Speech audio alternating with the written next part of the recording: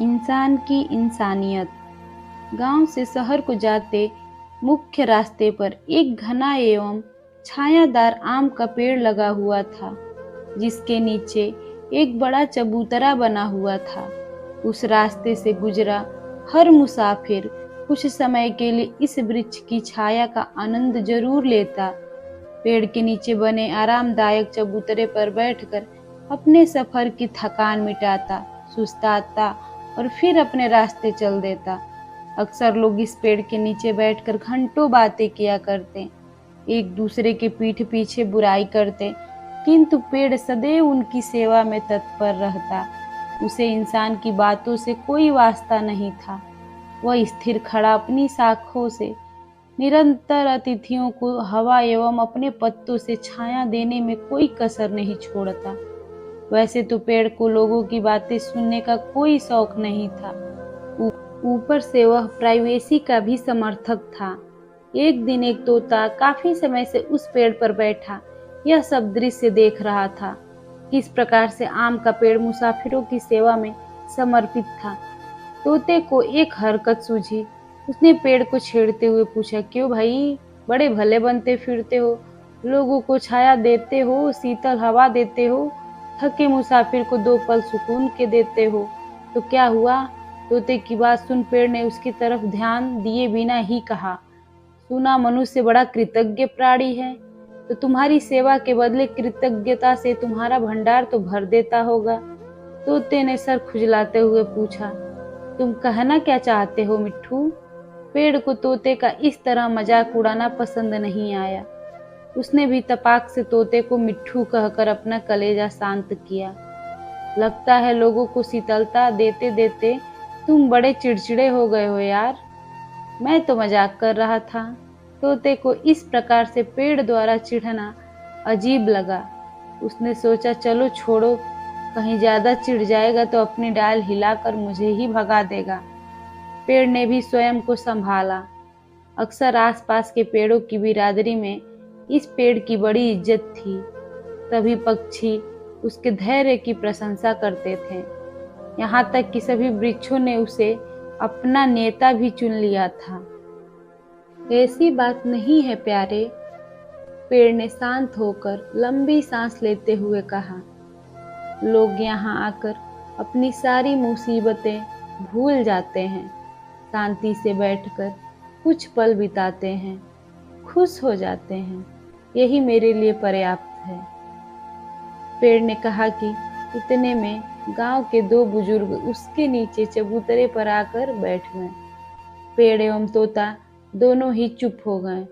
पेड़ अपना पूरा ध्यान उन्हें अच्छी से अच्छी छाया देने में लगाने लगा, अपनी डालों से उन तक शीतल हवा पहुंचाने लगा। पेड़ भूल गया था कि तोता अभी भी बैठा हुआ है।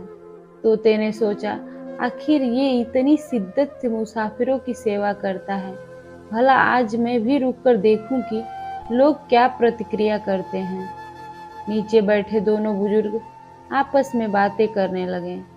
आजकल मौसम का कोई ठिकाना नहीं है, कब सर्दी, कब वर्षा, कब गर्मी पड़ने लग जाती है। एक बुजुर्ग ने अपनी जेब से पुरानी आधी जली हुई बीड़ी निकालते हुए कहा, हाँ, हमारे जमाने में क्या दिन हुआ करते थे। जब सर्दी पड़ती थी तो सिर्फ सर्दी ही पड़ती थी।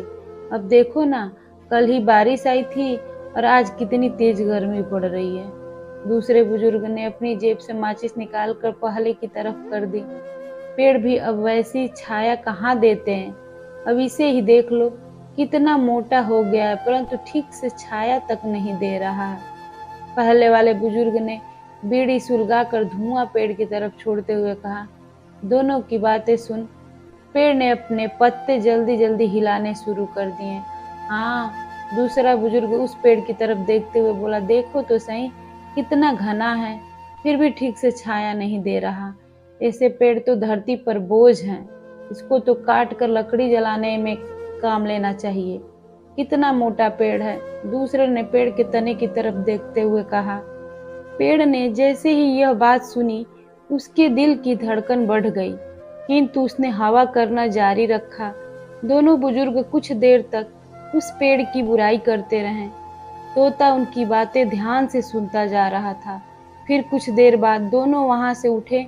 उनमें से एक बुजुर्ग उस पेड़ की डाल की तरफ बढ़ा जो काफी नीचे तक लटकी हुई थी। तोते को लगा अब शायद यह बुजुर्ग जाते जाते इस पेड़ को कुछ तो धन्यवाद दे सकता है, किंतु दूसरे ही पल उसने देखा तो उसकी आंखें फटी की फटी रह गईं। उस बुजुर्ग ने पेड़ की वह टहनी यह कहते हुए मोड़ कर तोड़ दी कि मेरी बकरियों को खिलाने के काम आएगी। कुछ ही देर में दोनों बुजुर्ग वहां से आगे निकल गए। पेड़ उनकी बातें सुनकर थोड़ा उदास हो गया, किंतु अभी तक धैर्य बनाए रखा। उसे अभी भी नहीं पता था कि तोता चुपके से यह सब सुन रहा था। तभी अचानक एक पुरुष व एक महिला मुसाफिर, जो दिखने में पति पत्नी लग रहे थे, उस पेड़ के नीचे आकर बैठे। महिला बोली, आपकी माँ को समझा देना, मुझसे ताने में बात नहीं करें। महिला की आवाज थोड़ी तेज थी। मैं जब से ब्याह के आई हूँ तब से महारानी साहिबा के बड़े ठाठ हैं। बना बनाया खा खा कर इस पेड़ की तरह मोटी होती जा रही हैं, ऊपर से ताने मारना नहीं छोड़ती। बोलते हुए औरत की सांसें फूल गई। तुम तो शांत हो जाओ शांता की माँ, तुम क्यों इस पेड़ की तरह अकड़ू बन रही हो? घर परिवार में छोटी बड़ी बातें होती रहती हैं। आदमी ने पत्नी की बातों का रटा रटाया जवाब देते हुए पेड़ की तरफ देखा। उसे एक आम नीचे लटकते हुए दिखाई दिया। उसने खड़े होकर उस डाल को पकड़ा जिस पर आम लटक रहा था। जोर लगाने से आम समेत पूरी डाल टूट गई, परंतु आदमी नीचे गिर पड़ा। उसकी इस हरकत को देखकर औरत बोली, कितने बड़े हो गए हो पप्पू के पापा, और अभी तक अकल नहीं आई। डाली टूटी तो कोई बात नहीं, पर अपने हाथ पैर तोड़ देते तो। आदमी ने गिरा आम उठाते हुए विजयी मुस्कान में कहा, अरे तुम तो पगला गई हो। किसी जमाने में हमने पत्थर के एक निशाने से इसी पेड़ से कई आम तोड़े थे, किंतु अब इस पेड़ में वह बात नहीं रही। पेड़ निरंतर उनकी बातें सुनते हुए अपने पत्तों से हवा करते जा रहा था। बगल में बैठा तोता यह दृश्य चुपचाप देख रहा था।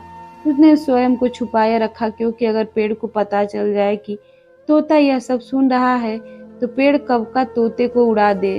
कुछ देर पति पत्नी लड़ते रहे, फिर उठकर वहां से चल दिए। उनके जाते ही पीछे से कुछ लड़कों का झुंड उस पेड़ की तरफ आया। सभी ने आसपास से पत्थर उठाए एवं चुन चुन कर पेड़ पर लगे आम के फलों पर प्रहार करना शुरू किया। एक पत्थर का किनारा तोते को छू कर निकला। तोते के तो तोते उड़ गए, किंतु आज उसने ठान रखी थी कि वह अंत तक डटा रहेगा। लड़कों के चले जाने के पश्चात एक चरवाहा अपनी भेड़ को चराते हुए आया। कुछ देर तक पेड़ के नीचे बैठा। जब देखा कि उसकी सारी भेड़ें वही आसपास की पेड़ की छाया में सुस्ता रही हैं, तो चरवाहा भी सो गया। पेड़ की शीतल छाया में उसको झपकी लग गई। तोते ने सोचा, यह जरूर पेड़ का धन्यवाद देगा। इसी प्रतीक्षा में छुप कर बैठा रहा। जब चरवाहे की आंखें खुली तो उसने स्वयं को तरोताजा महसूस किया। आसपास चरती अपनी भेड़ों को देखा, फिर आम के पेड़ की तरफ देखा। तोते ने सोचा, बस अब शुक्रिया अदा करने ही वाला है। तभी अचानक चरवाहा उठ खड़ा हुआ। उसने बांस की लकड़ी हाथ में ली, जिसके ऊपरी छोर पर एक दराती बंधी हुई थी। लकड़ी से पेड़ के नीचे वाली टहनियों को काटने लगा एवं जोर जोर से आवाज देकर अपनी भेड़ों को पास बुलाने लगा। तोते से यह दृश्य देखा नहीं गया। उसने सोचा, चलो जाते जाते ही सही चरवाहा पेड़ की कृतज्ञता तो अर्पित करेगा। जब चरवाहा रवाना हुआ तो एक बार फिर पेड़ की तरफ देखा। अब तोता खुश था, क्योंकि उसे पूरा यकीन हो चला था कि यह इंसान धन्यवाद जरूर देगा। चरवाहे ने एक पत्थर उठाया एवं जोर से आम पर निशाना लगाया। आम नीचे गिर गया। उसने उठाया एवं मुंह में लगाकर चखा तो वह अभी भी खट्टा था। चरवाहे ने गुस्से में आकर वही आम उसी पेड़ पर दे मारा एवं आगे बढ़ गया। तोते ने देखा, पेड़ की आंखों से आंसू बह रहे थे, पर वह अभी भी चरवाहे को हवा कर रहा था। तोते से भी अब रहा नहीं गया, वो भी रो पड़ा। इंसान की इंसानियत को देखकर। तो आज की कहानी आप लोगों को कैसी लगी कमेंट में ज़रूर बताइएगा। और हाँ, लाइक शेयर सब्सक्राइब करना नहीं भूलिएगा। कहानी सुनने के लिए बहुत बहुत धन्यवाद।